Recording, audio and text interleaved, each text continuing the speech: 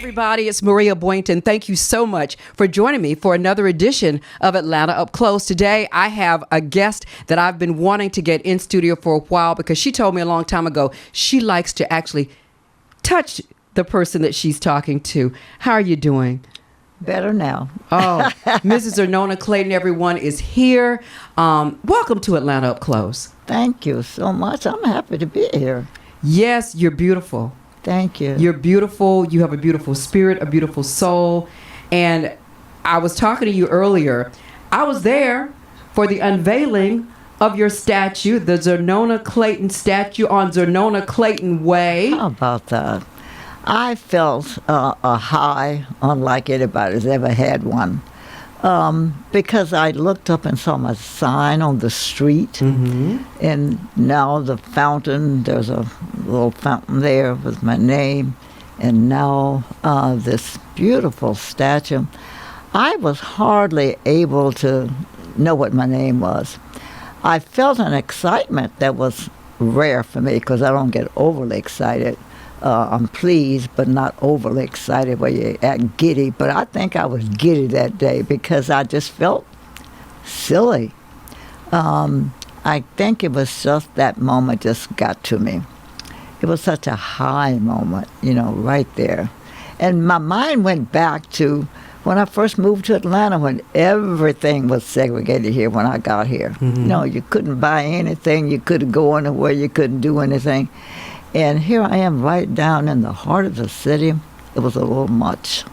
Everyone, we're talking to Mrs. Xernona Clayton. She, of course, a civil rights icon, a pioneer. And I remember the day that we were there covering your statue being unveiled, and you talked about how great the hotel there had been to you and the movement. Talk about that a little bit. Oh, that's a story I'll never forget because although, as a black American, you're going to run into some problem somewhere in your lifetime. I'd never had this one quite like this. I was helping Dr. King entertain some guests. He had 4 white, well-off men who had come down from New York to talk to him about how they could help the movement. And Dr. King, of course, wanted it to be very special and everything would come off all right. And he used to really make me feel good, like Xernona can do anything. Oh, let Xernona plan this. She can do everything. And I wanted it to be just right. Well, it didn't go right. The service was lousy. You could tell right away that they didn't want us there. And it was a painful feeling because the reality, because you're black, you're likely to run into it. But once it hits you, it kind of knocks you for a loop. And so things didn't go well, and they threw us out. And where were you? The hotel is not a hotel, it was a restaurant. But it's not there anymore. That street is torn down and changed, thank heavens. But when Dr. King posed the question to the general manager, he said, "Well, you act like you want us out of here." He said, "I do." That was hard to hear. Someone's telling you they want you out of my place. And Dr. King said, "Okay, we'll leave." Well, we did leave, and we apologized to our guests. We walked outside the doors, a bright, sunshiny day. I should never forget that. And the Hyatt Regency was completing its construction, and they'd put that blue dome on top. So when we walked outside, Dr. King said, "Well, we thought we had the problem with the segregation in the public places, which we thought we'd passed the law, helped pass it. But here we are, we're turned out, we're the ones who helped to change the law, and here we are being thrown out." And he said, "Well, I guess we'll have to look at that building for our hope for the future. Maybe they'll treat us right." The building with the blue dome. Yes. So they will treat us right. And to fast forward my story, they did treat us right. Because the first convention they had was the Black Disc Jockey organization. I've forgotten the name. But they were the first first convention. Jack the Rapper? Yeah. Mm-hmm. They were there first, and then I booked it for the SCLC annual banquet, Mm-hmm. and then the beauticians had the third. So we had 3 black groups in a row who were the first ones, and they gave us marvelous treatment. And guess what? They've been doing that ever since. Okay, Hyatt Regency here in Atlanta, Georgia. Yeah, they pay homage to the African American race and blacks and everything that we do, the history, yes. so many times. There's even sort of like a museum exhibit in the hotel in itself. Yes. And you sometimes you feel like you're going home to have dinner, They treat you like you're home folk. They have not changed in all these years. I don't remember how many years that is. It's been. But it's been a number of years, and they have treated us kindly from day one. Everyone, my guest is the most high, I consider her, Xernona Clayton. Mrs. Xernona Clayton, you are a history maker, as I introduced you, a civil rights icon. The first African-American woman to have her own TV show in the Southeast. Am I correct? No, it was in the whole South, but let me say that again. No, that's correct. Mm-hmm. That's what was. But I'm just saying that to you that my station didn't want to look like we were hogging the nation. Okay. But I was really the first in the nation to have my own show, the first one. But you don't need all of that to prove the fact. The fact is, I was first on television. Mm-hmm. But what I remember most about the impact of that is I had now the opportunity, because I told them I wasn't interested. I had no plans for a career in television, just none. But I'd made a speech about how we were treated in the media. And it got the attention of the owners and the managers of our networks here. Mm-hmm. And didn't take them long to hire me. But I said then, to help make the change, that I now was leading the movement to say, others can come, because nothing but good happened to my show. My show was number 1 every time there was a rating period. Mm-hmm. For several years. And so I had the moment that I could seize to make the happening. The happening was nothing happened but good. Mm-hmm. The station didn't burn down. Nothing bad happened. And so management across the nation started seeing this as that's not bad at all. It didn't burn the building down. And so we're going to hire one. And then we'd hear across the country how another station now has hired a black person. And that's what I feel good about. What do you feel about the role that you played in all of that and in bringing about such a great change? Oh, it's a good feeling, because I feel like those of us who are in a position, well, I think all of us are in positions to make change, I really do. Mm-hmm. But a lot of us have positions to make major changes. And we find that some people are selfish. They want all this for me, mm-hmm. in my spot. And they don't understand that when you open it up for everybody, you got a bigger spot. Have I messed up here? No, we're good. You got a bigger spot to share. And I talked about race relations all the time, most of the time, or enough times that people got the message I was espousing, that nothing happened here but good. We didn't burn it down. We talked intelligently, and we talked about positive things, and then the men would kiss me when the show was over, and that was okay. So to have a part for change, mm-hmm. and especially if the change is for better, it's a good feeling. I want to get to the story, and we're going to hold it. But I want to get to the story you once told me about you and the Ku Klux Klansmen. Yes. I want to get to that, so everyone stick around for that. And this book, I read this book many years ago. I've been marching all the time, an autobiography, Xernona Clayton. And when you put your thoughts on paper, I mean, how easy or not is that when you finally write a book? It feels good because you said, oh, I can share this with others. Don't have to, hand one at a time. But if people got my message, maybe it will help change somebody else. That's what the thought I always had, that it's in print. You can read it over and over and over again if you so desire. But you see in that book that I never changed, like what they said, the wrong dog would change his spots. Right. I never changed because what you saw and read in that book was the real me. I've never put on fronts that I don't have a back for. I can back up anything I say and do. And I know that I was a positive thinker because I'm classified in the right way.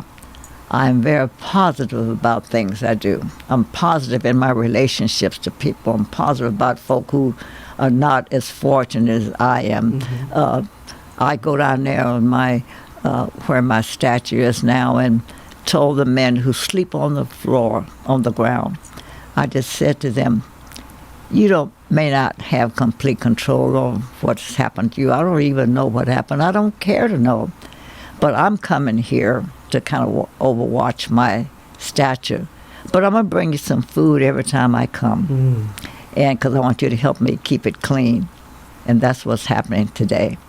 I take them something all the time, and they keep it clean most of the time, I say. But I'm a positive person, and I don't say that just to be braggadocious about it, but it's the fact. I was thinking about myself. I just came back, as you know, from Memphis, Right.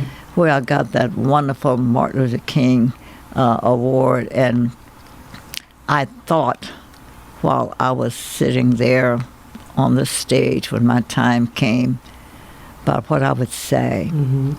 And I said, oh, how good I would feel if Martin Luther King were here himself to hear what I'm saying about my experiences with him. His experiences were, we all know the story of Martin Luther King, but he didn't hesitate when there was, some injustice. He didn't hesitate to try to figure out what we can do to right the wrong. And here I was in Memphis, where he ended his life. Where his life ended, he didn't end it, but it was ended in the community where I was right now. And my reflection went way back when I first met him and when I first worked with him and I first had an assignment and when I first, felt the need for change and made it happen. You reflect on all of that, and it was such a warm, fuzzy feeling. Let's talk about that. I mean, your time with Dr. Martin Luther King. When did the two of you first meet? Well, he was becoming famous before I met him. Heard about this new young minister who's raising sand down in Alabama, and how much he's really doing to change things. So his reputation was rising rapidly. And so he was getting famous before I really met him. Okay. When I did meet him, he kind of got a high level of fame. But I didn't see him as a famous person. We talked on the phone. I lived in Los Angeles at the time. And when he called to try to move us to Atlanta, it was difficult because we were my husband and I was married at the time to the editor of Jet Magazine. Everybody knows Jet Magazine.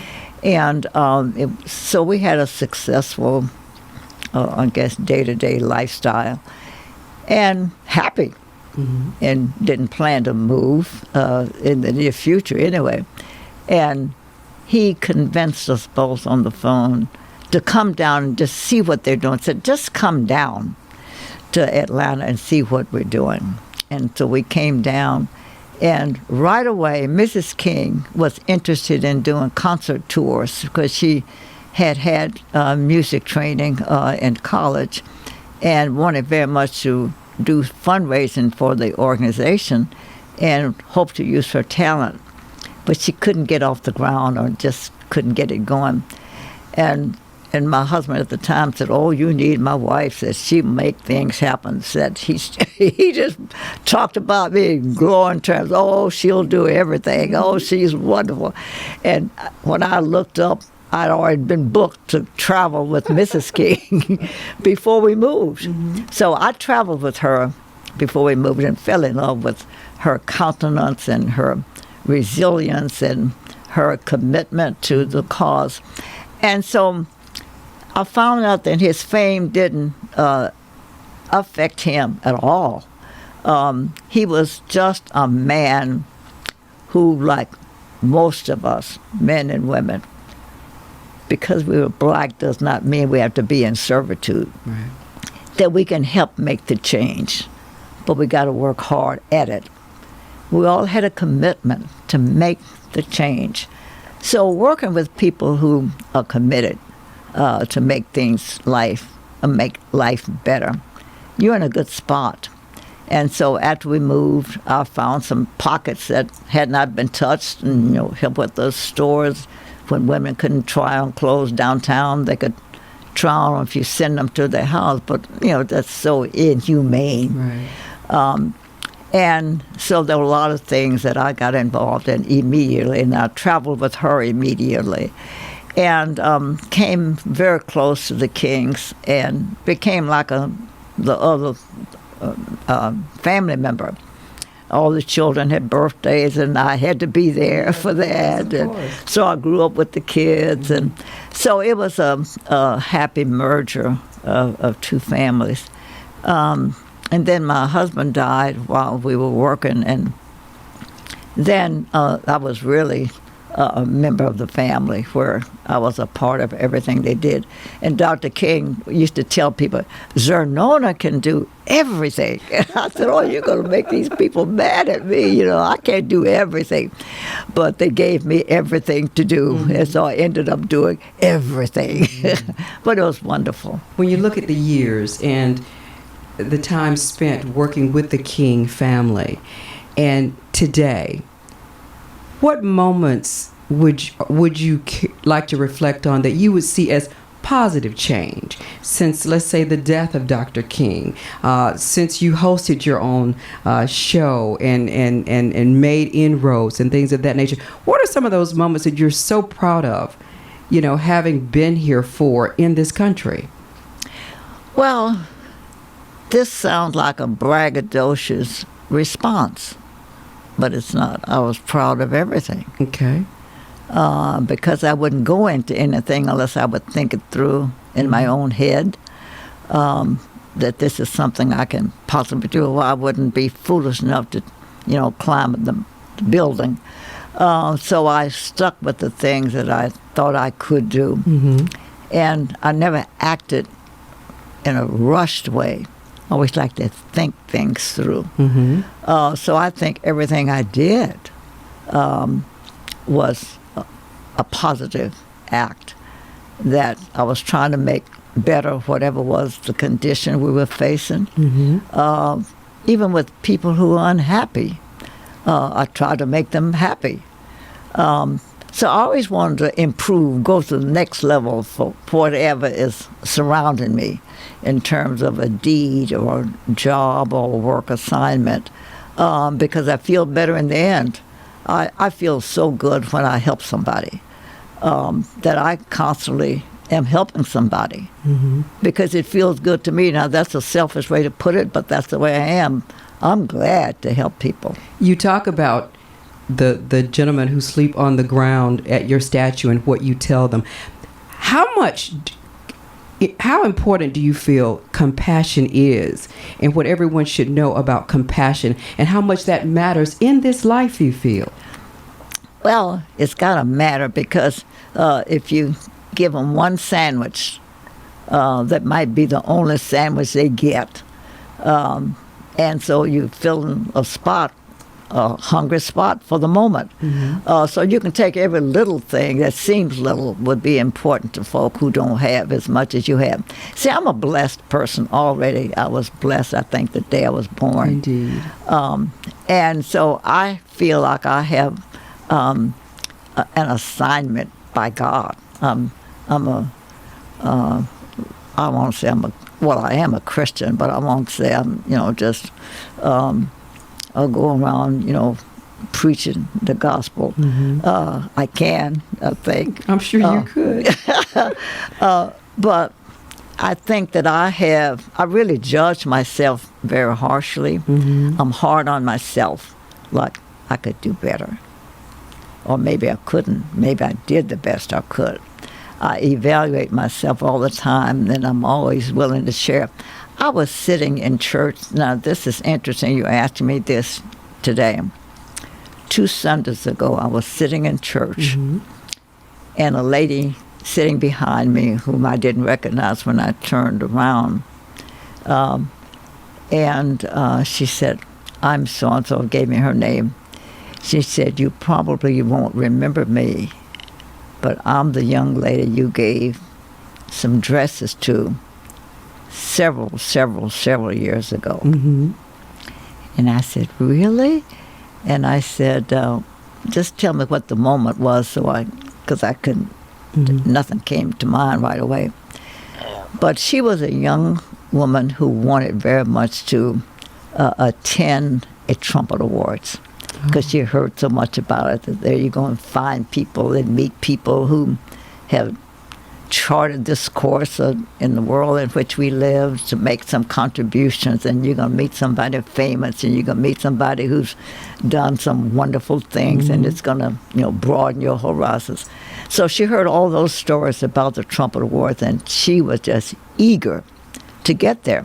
But she was young, didn't have any money, and didn't have any way of getting tickets, had no resources. But she met John Lewis's wife, and told her the story, because she was a student over at one of the schools. And she said, "And Miss Clayton always wears such beautiful dresses. Do you think maybe she would loan me one of her dresses? And you get permission for me to go to the trumpet awards." Wow.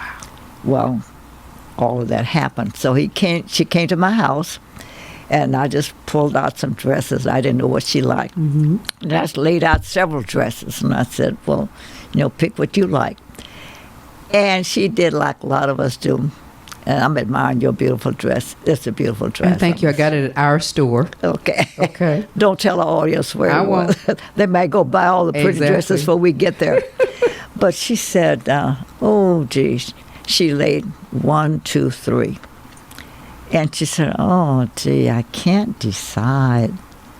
She said, "I really like all 3 of these." And she just felt like she wanted to look the prettiest she's ever looked. Right. And I want the prettiest one, but they're all pretty. And she was standing there, and she on one foot and the other. I said, "Honey, take all 3 of them." And she thought I meant just take them, and she'll bring them back after the show. Well, she called to make an appointment to see when I was going to be home so she could return the dresses. I said, "Oh, no, I don't want them back." I said, "You've worn those. They're yours. Wow. And you love them so much. You wear them and enjoy them." And she cried and cried and cried. Now, that had to be 20 years ago. And this lady, I just saw her a Sunday a week ago, who said, "I'm the young lady to whom you gave those dresses." And boy, did I felt as good today as I felt years ago when I gave her the dresses. A good feeling will last a long time.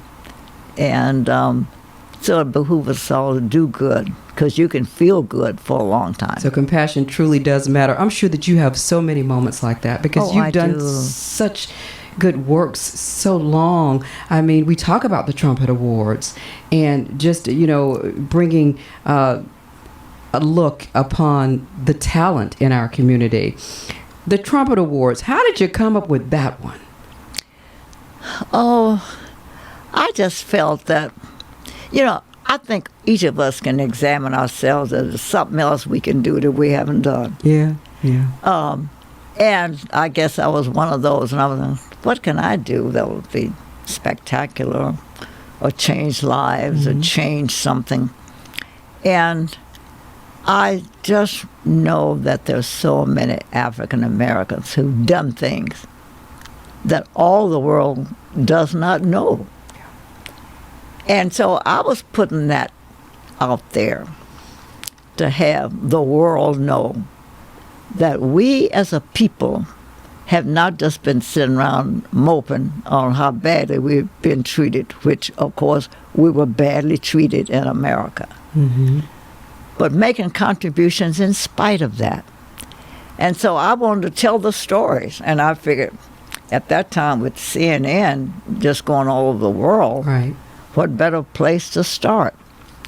And I was told that if you ever ask Ted Turner for anything, be sure you answer all the questions in your mind that you think he might ask The founder of before you CNN, ask him.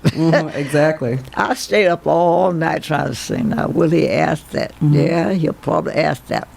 So the next morning when I had an appointment with him to talk about this project I wanted to do, it was going to cost money because I was doing it big. I wasn't going to skimp on it. Right. I wanted to do it just the way I wanted it, which was first class. And do you know, I got 14 questions that I had just put a spot on. I'm going to ask these questions, and they've got to have a yes answer. I got into the subject of now I'm here to ask you a favor. And I told him I had this idea, and I kind of built it up, and I said, let me tell you what it is, and you give him the answer. He got like just a skimp of what I told him. He said, Xernona, can you bring all those people here? Wow. You know, yes, I can. Okay. With a budget, I can make all phases of this work. He said, well, tell me no more. Go and do it. So he gave me sanction immediately because he saw it. And I told him the one thing I demanded of him was he would have to be there. I wanted him there the first night, whether he came again or not. Was not as important as the fact that he's got to come the first night to see what I was doing. Well, he agreed, and he came the first night. Now, you know, we had people like Muhammad Ali and, you know, all the names, you know. I mean, there wasn't a stranger in the house, I don't think. Not at all. Not at all. And so Ted kept running up. So I was meeting people all on the floor, you know, saying hello over here, taking a picture over there. And I was busy. He said, where's Xernona? Where's Xernona? He acted like he was, I mean, frantic, looking for me. I thought maybe something that was going wrong. And he said, Xernona, I'm not leaving. I'm not leaving, because we had agreed you can stay 10 minutes, you know, just, I want my guests to know you approve of all of this, and just with your sanctity, with your blessings and all that. So if you're here, it's automatic. He did not leave. As a matter of fact, when he did leave, he had 3 or 4 of my guests who were important, well, they all were important, going to Washington the next day for business. And he ended up taking them on his private plane because he had to go to Washington the next day, and he took them. And the people became friends, and a lot of things happened. But I knew what I was offering him, and I had worked it over and designed and redesigned and recaptured all the points that I wanted. And it was a pretty penny, but I knew he had it. And then when he agreed to do it, we were off and running. And then he never wanted it to end. And nor did I, nor did the people who come, because we were learning something that we thought, you know, even those who thought they knew everything hadn't known about this man and this discovery and this person and that discovery. You know, we've been doing, because I found men and women around this country and away from the country who had done things you really didn't know. Right. Because, you know, we have not had our history laid out there where we all know all of our history. What we do know is that we've got a rich history. It's been ignored, it's been abused. We know that. So now I'm bringing all this out of the closet that the world can see, and we got all kinds of sponsors. After that, I didn't have to beg for money because I got sponsors I didn't even ask for. White companies, big companies, all rich companies who wanted a part, an identity with this organization called the Trumpet Awards. The Trumpet Awards now, what's the status? Well, I got an offer one day, which I didn't know. I didn't know you could buy a program. Okay. And so two men called me one morning just to say, we've been thinking, and we've come up with an idea. First, I want to ask you, when you conceived the Trumpet Awards, what did you have in mind? And I proceeded to tell them. I wanted to tell the untold stories, present the non-discoveries of people out there who are abused but who are still producing and helping to make this country rich. And I thought he was interviewing me like you do it. I thought it was an interview. And it ended when I finally gave him some breathing room. He said, you know what? One of them said, my partner and I were sitting here, said, you've achieved all of that. It was more than you ever dreamed of this, as you're telling us. But we want to now buy it. Said, buy it. Well, I didn't know you could buy a program. I was kind of ignorant of that part of it. But they talked me into it. I had never thought of selling it. But they were anxious to buy it. So Bounce bought it. Okay. And they own it. All righty, everyone. Of course, my guest is the one and only Mrs. Xernona Clayton, civil rights icon. To be considered a civil rights icon, to have the light gleamed on you in a sea of men during that time. I mean, how was it during that time? I mean, it was great. All the men became my boyfriends. Okay. So I got boyfriends all over the country now, all over the country. But it was a way of, claiming me as their own, and it was fun, because I was happily married. But it was fun. And then one day I was guest on a program, and somebody said, and I want you women to know that she claims a lot of boyfriends. As a matter of fact, well, all the boyfriends in the room, please stand. Everybody in the room stood. And one woman grabbed her husband and yanked him back in the seat. You don't know that woman all that well. They all wanted to be a part. They always wanted to be my boyfriend. Exactly. Everyone, Xernona Clayton is here. Let's get to that story that I promised everyone that I'd have you share. You talk about, were you all friends? The gentleman who was with the Ku Klux Klan? How did that relationship begin? No, I didn't even know him. Okay. Of course, I read about the Klan, but I didn't know him. But the city of Atlanta, Mayor Allen was the mayor at the time. Our city, Atlanta, asked the government for an opportunity to test the program called it was like the good city. We can prove we can make a great city. And so we were granted one of the programs. Well, the way to prove this, our mayor had set up 5 unique communities: a very black poor community, a white poor community, a mixed community, and one that hates everybody. And so the Ku Klux Klan was the one that didn't like anybody. And with the 5 cities, they would see, what do you do if everybody here lived like this?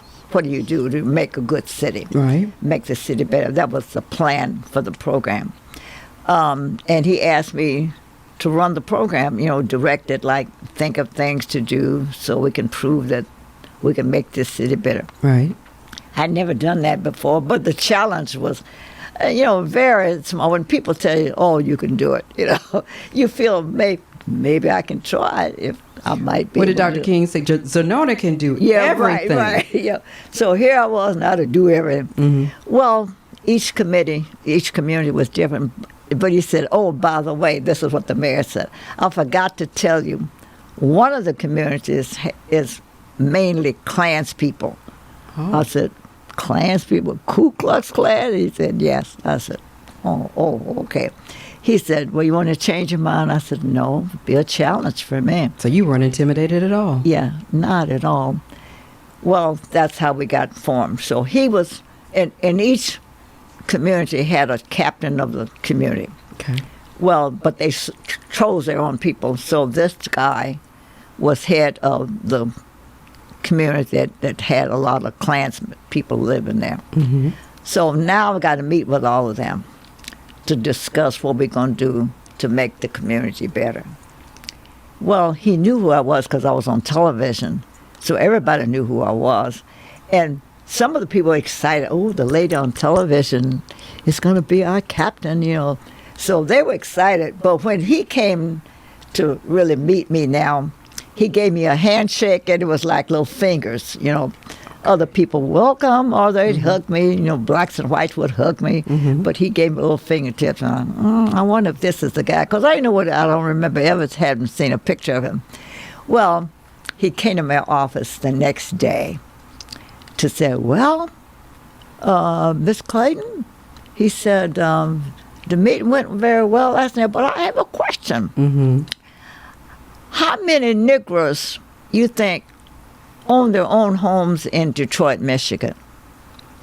I said, well, sir, I think you're trying to say what people address us as Negroes, but at that time we were Negroes. Mm-hmm. So I said, so it's that term that you're trying to use. But I said, you know, I've only visited Detroit. I don't know a thing about it. So I have no idea how many Negroes live and own their own homes. Well, how many Negroes, he said again, live in the South and own their own homes? I said, I went back again. It's not that, it's this. And I said, but the answer to your question is, no, I don't know that either. Mm-hmm.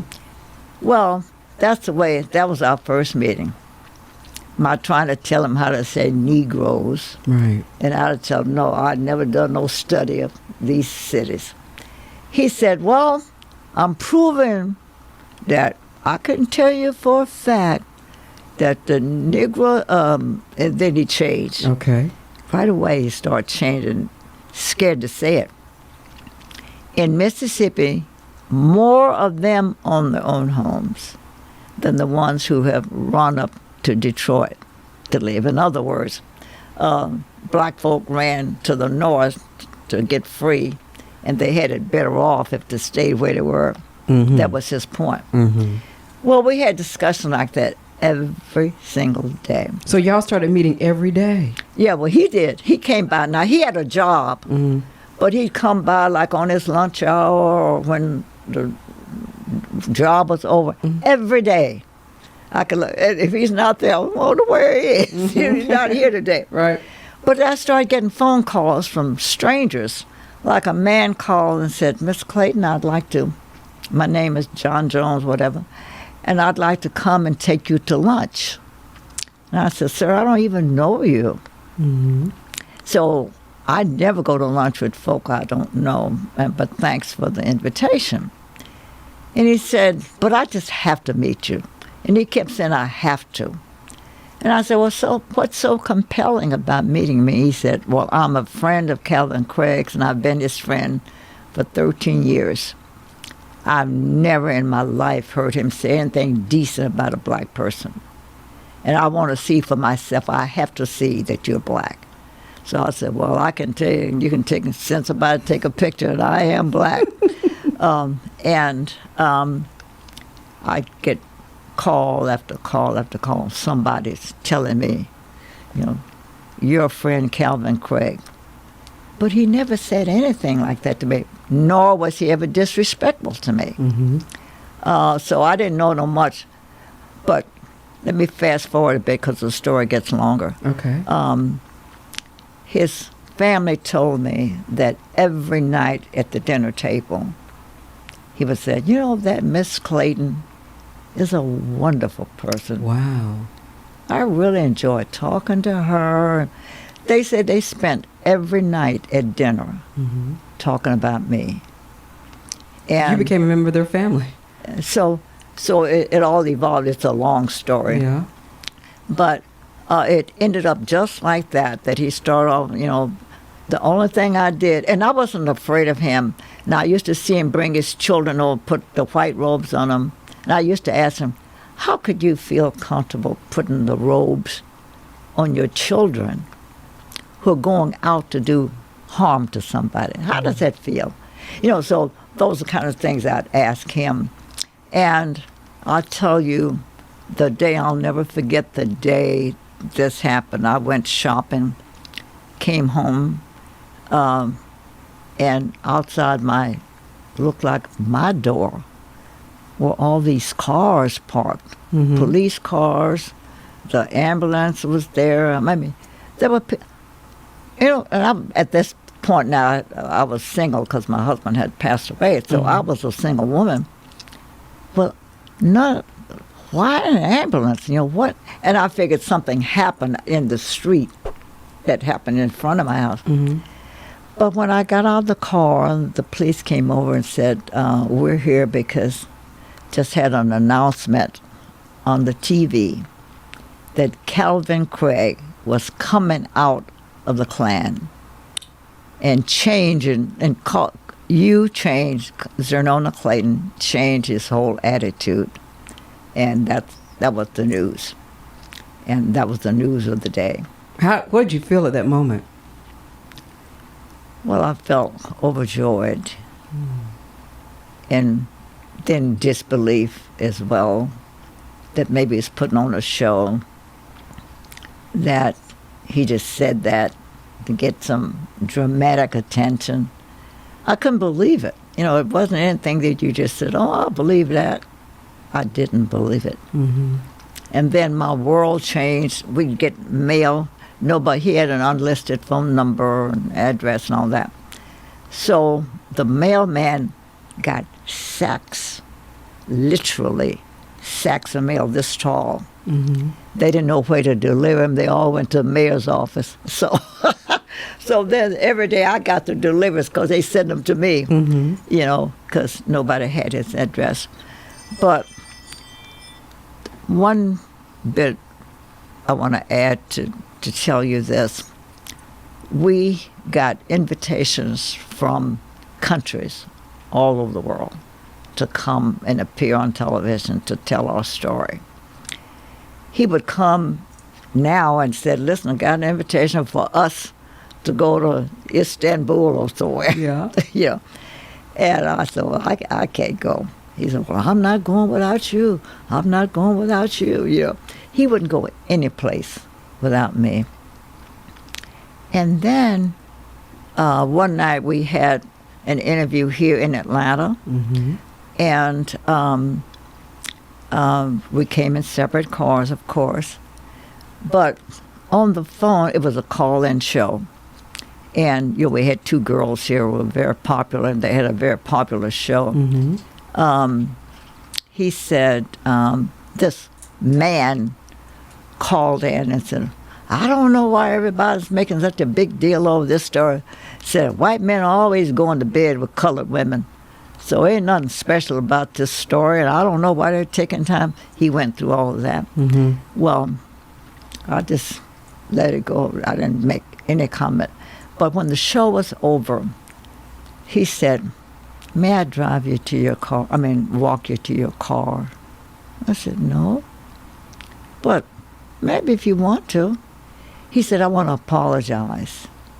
He said, that man who called with that ugly call. I said, Mr. Craig, there are a lot of ugly people in the world. You were one once. You had ugly thoughts. So you were one. Just look at yourself and say, you were an ugly person, so there's another one and there's some more. They're all out here, And he finally got sick and died, and they called and asked me to come to the funeral. she, the wife, I asked her, was there anything I could do for her? She said yes. Mm-hmm. When this is all over, would you come to my house and just have lunch, me and you, together, you know? But the story went all over the world. We got invitations to every major section in this country, in the world. They have done 2 plays in Boston about us, written lots of stories about us. So the story got big, and it only died out as time went by. But his family loved me, and I loved them, and everybody was happy. What do you hope your legacy is, Xernona Clayton? That I did as much as I could, as often as I could, as long as I could. That's all I really want to be said about me. Let's talk about this Freedom Award that you just got in Memphis. That is a big deal. Oh, it is, and it was, and I guess it always will be, because my mind went several ways. You know, I drove him to the airport in Atlanta to go to Memphis. Mm-hmm. So I was the last one in Atlanta to see him. And on the way, people now ask me, what did you all talk about? What was his last conversation about? And then when he got to Memphis, I didn't know this until he got there. The people in Memphis put him up at a decent hotel rather than the black hotel, which they figured wasn't good enough. You know, he's coming here to help us. We could at least have him have a good night. Right. And then that created quite a furor. So I heard about that back here at home, that they made him move. And because he said it was just costing too much stuff.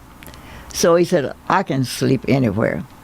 So he agreed, or he forced them to let them stay at the motel, the black motel. But he called me that afternoon. Now, I didn't need to call him because I had his return time that I was going to pick him up when he finished, because he was just going to stay there one day, Right. do the march, and come back home. Because, see, he was planning for the March on Washington. He was busy. He didn't have time to spare, but he just couldn't pass up these people's offer. They were just having such a bad time there in Memphis. But he called me, and he said, I bet you don't know what room I'm in. I said, oh, I should. I don't know where you are. And he said, well, my room number is 306. And I said, oh, that's my home address. And so you've been here enough, he said, so that's probably why it sounded familiar to you. So we had a laugh about that. And very small conversation, but he said he hadn't changed his flight. So I was going to pick him back up when he came back to Atlanta. And that was all the conversation we had. But as it turned out, when they brought him home to Atlanta, Mrs. King had me come into her private quarters and said she wanted me to plan all of her wardrobe for the whole week, because there were a lot of things they'd asked her to do, and she was going to do them all. And she needs some fast dressing and so forth. I went downtown to a store where they didn't sell to black people, but I went in the store because they had nice clothes and bought everything I thought she would need. Then I told the owner that I had no money, and I told him what the reason I was buying for Mrs. King, and I was going to take them home and let her pick what she liked. Then I'll bring back the ones she rejected and pay you for the ones we kept. And he said, well, listen, I'm a white man in America, and I have to take some of the responsibility of what's happened in Memphis. So just take them. I trust you. He didn't even know me. But I trust you. I said, I'll be back. Well, I took him home. when I walked into the door, Harry Belafonte and another man who was very wealthy standing there talking in the foyer of the house. And he said, "Oh, God, you having trouble here." So they helped me bring the clothes in because I had an armload full. Right. And he said, "What are these for?" And I told him, Mrs. King had me go shopping for her. And I didn't have any money, so I just bought everything I liked and said, "I'll bring you money later." And he believed me. And he said, "Well, you'll have the money." Do you know they reached in their pockets and gave me the American Express cards and said, "Keep whatever you like and she likes." Mm-hmm. And then bring the card and take it back and bring the card back. Well, she did like everything I bought. Okay. I went back to the store empty-handed, and I said, "Well, here I am. Don't have no clothes." He said, "Well, what happened?" He kind of chuckled. I said, "Well, she liked them all." Mm-hmm. He said, I said, "So tell me what I owe you." And, I had 2 American Express cards, so I had enough money to cover the world. Mm-hmm. He said, "Well, I looked at your record, and it's got a 0 balance." Oh. I said, "Explain that." He said, "Like I told you yesterday, have to feel some responsibility. So I'm going to join this movement," and said, "They're yours." That's the least I can do, is part with some of my merchandise. To say at least I participated, small degree, but I'm participating. That was it. Xernona Clayton, you've changed minds, hearts. Wow. Thank you so much for coming in today to sit down with me. Finally, girl, we've talked on the phone for so much. Thank you so much. Oh, yeah. And I made you so many promises. I'm coming, I'm coming. And no, I knew you were coming, but when you couldn't come, we still did it on the phone. And you're a lady of your word. You mean so much to us, to the world. I thank you for being the person that you are, because without you, I'm not. Oh, I am not Maria. And you've done so much. You laid the groundwork for so many. Thank you. And we love you. Xernona Clayton. Oh, I believe that. I believe that. Girl, I'll bump into you in the store. Well, if that's soon. the case, then let's cut that hem off and give me that dress. Oh, you saying you can? If him would fit your little tiny self, girl. It is so wonderful to see you again. It is so wonderful. Thank you so very much. My pleasure. All righty. Everyone, thank you so much for listening to yet another edition of Atlanta Up Close. And of course, you could always listen to on the Odyssey app. We are Atlanta Up Close. I'm Maria Boynton.